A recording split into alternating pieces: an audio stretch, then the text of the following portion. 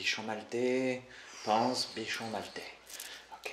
Quoi, bichon maltais? C'est joli, un bichon maltais. Salut à tous. Attends. Salut. Salut à tous. Salut à tous. Salut les amis. On vous retrouve aujourd'hui pour vous donner des nouvelles du mois de septembre, puisque la dernière fois c'était au 1er septembre. Donc c'était au mois de septembre. Oui, mais du coup ça fait un mois. Que De 1, on a suivi notre défi sans alcool. Félicitations quand même.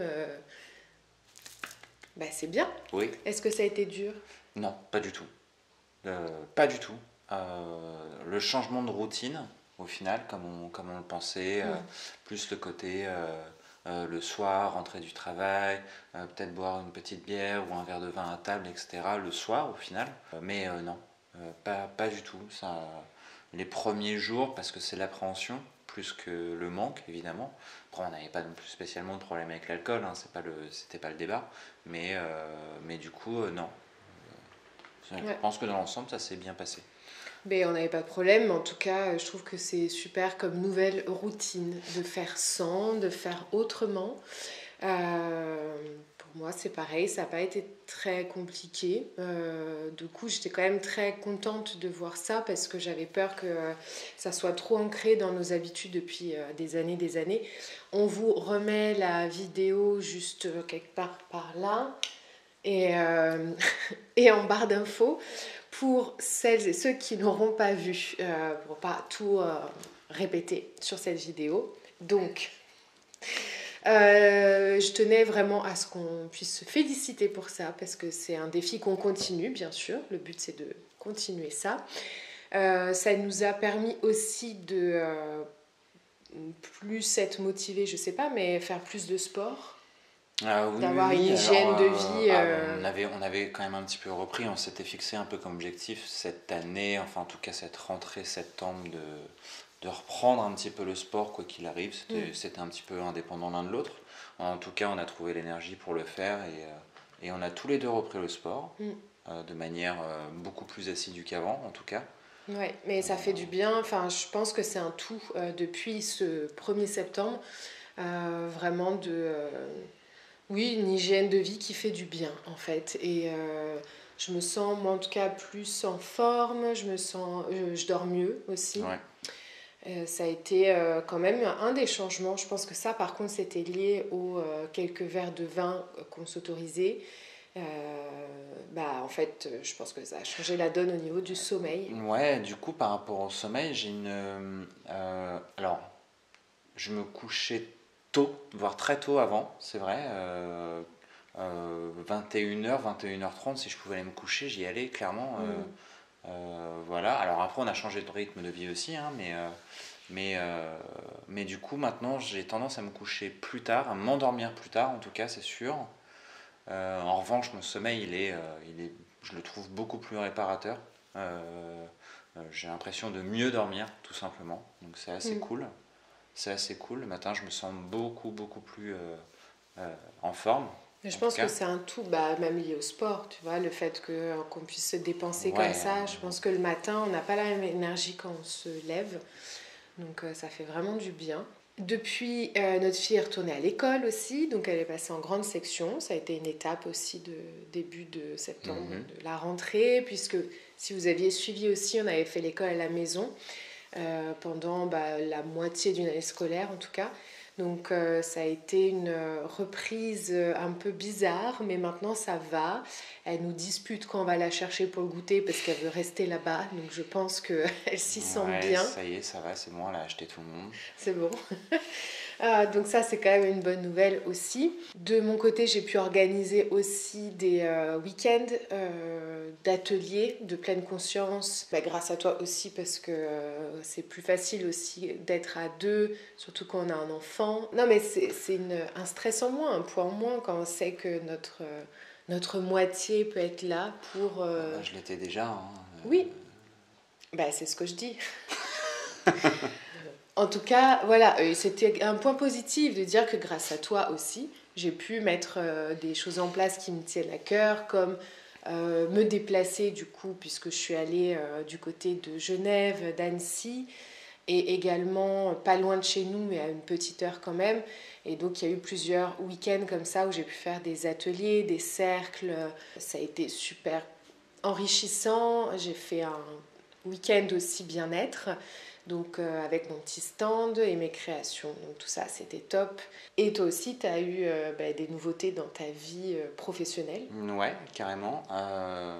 Du coup, oui, c'est en septembre, on est parti sur des nouveaux objectifs. Le but Nouvelle étant base. ouais, c'est ça, de se laisser plus de temps, d'essayer de se donner de nouvelles énergies. En tout cas, on essaye d'y arriver.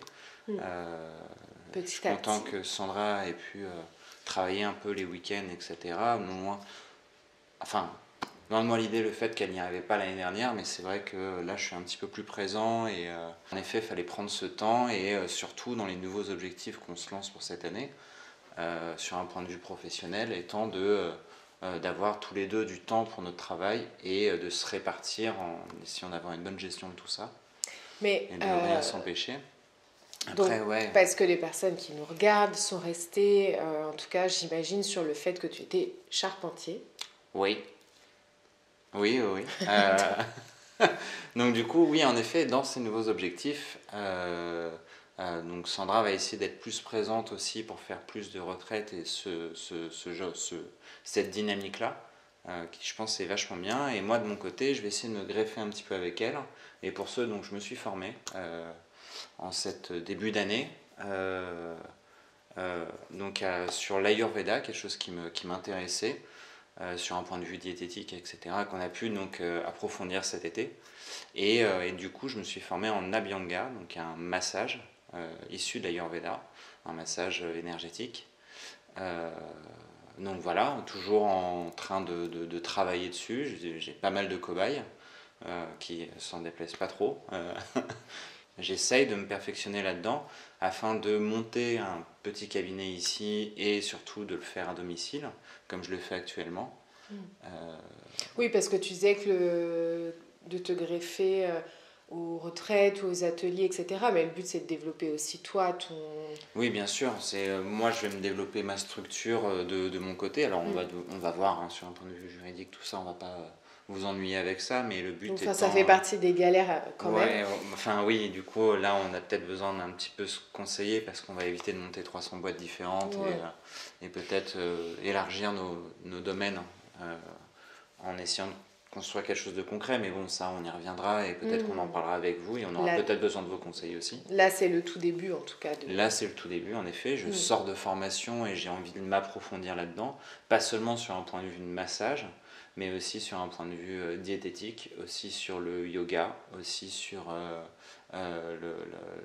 la coalition avec le sport, etc.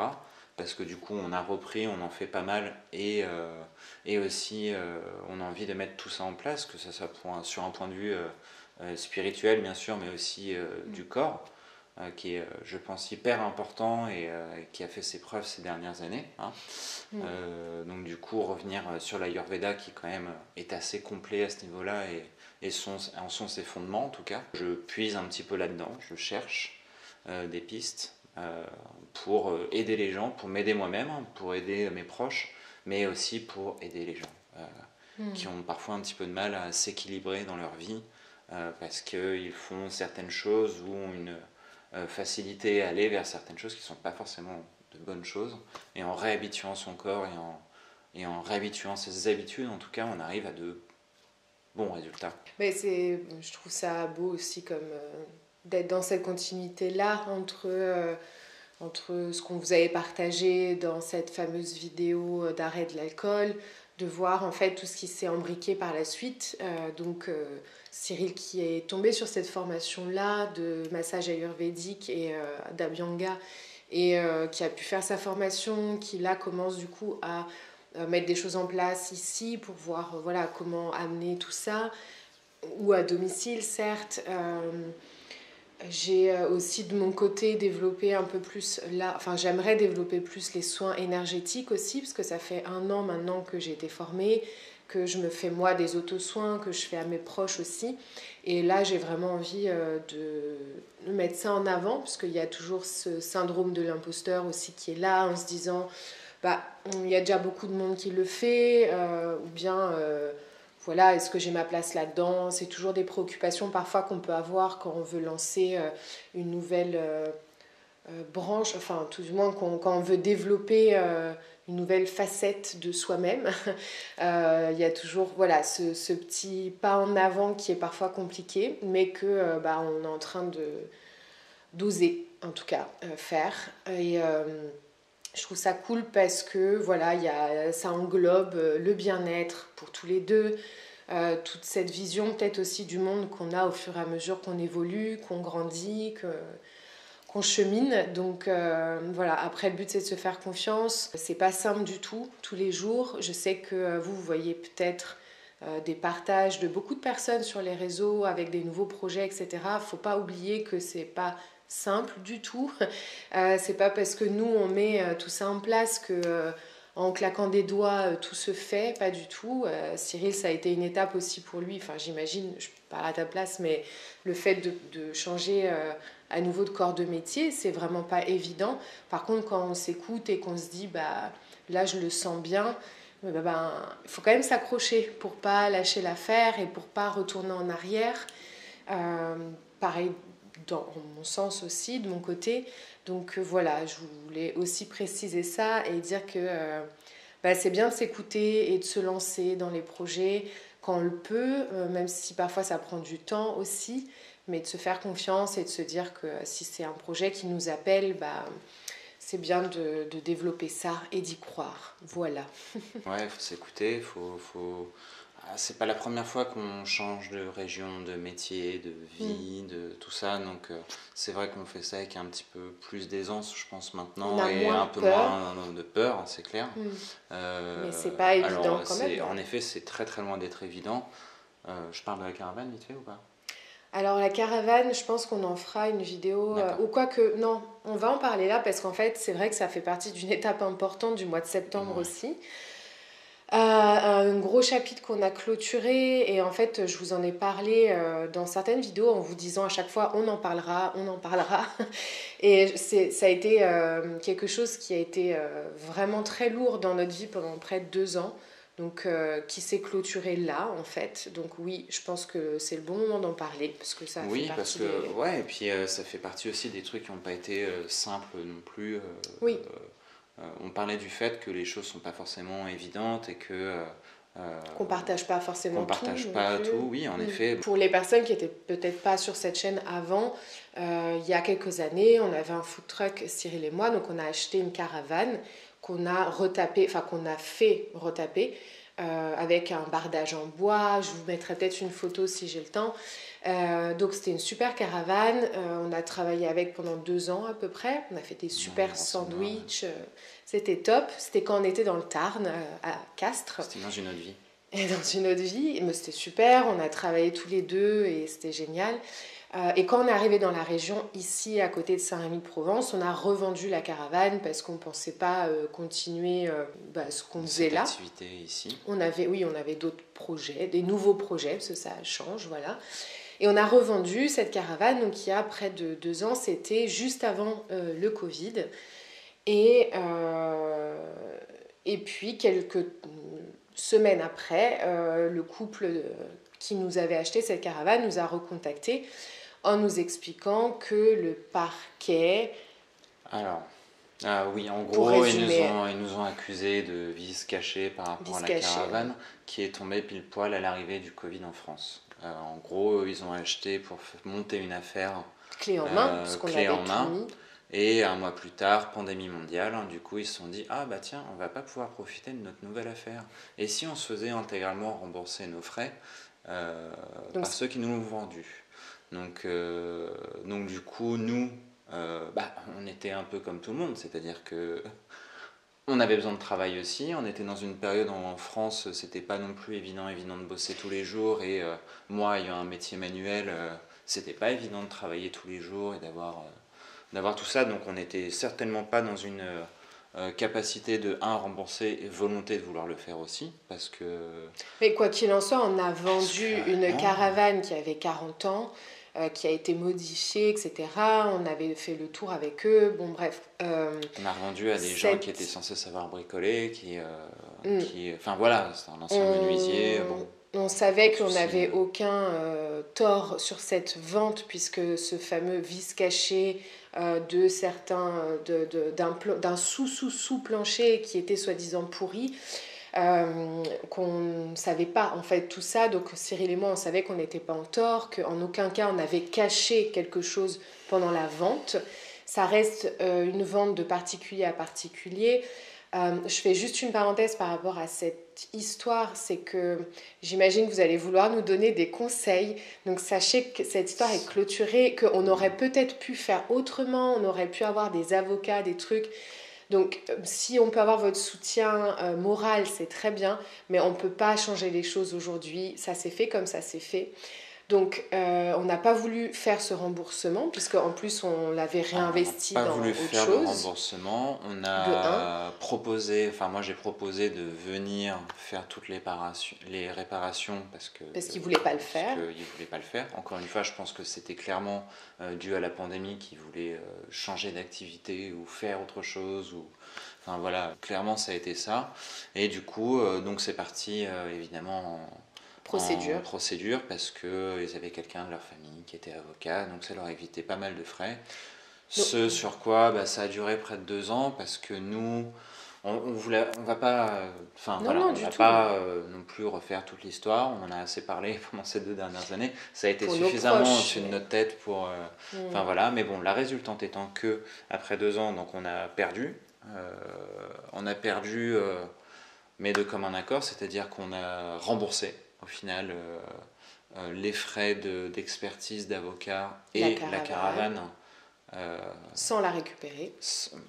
Sans la récupérer. Parce que du coup, ils l'ont un peu mise à l'abandon, enfin je sais pas comment dire. On est encore en train de voir si on peut la récupérer. Oui, mais je pense qu'elle ne ressemble plus à rien aujourd'hui. Donc voilà, donc on a en tout cas, au bout de 2 ans, oui, ça a été très stressant pour nous. Là où on a trouvé une certaine injustice aussi, que vous connaissez peut-être, je ne sais pas si vous avez déjà eu affaire à ça, mais quand vous voulez vous défendre et que vous n'avez pas les moyens financiers de le faire, eh ben qu'est-ce qu'on fait ?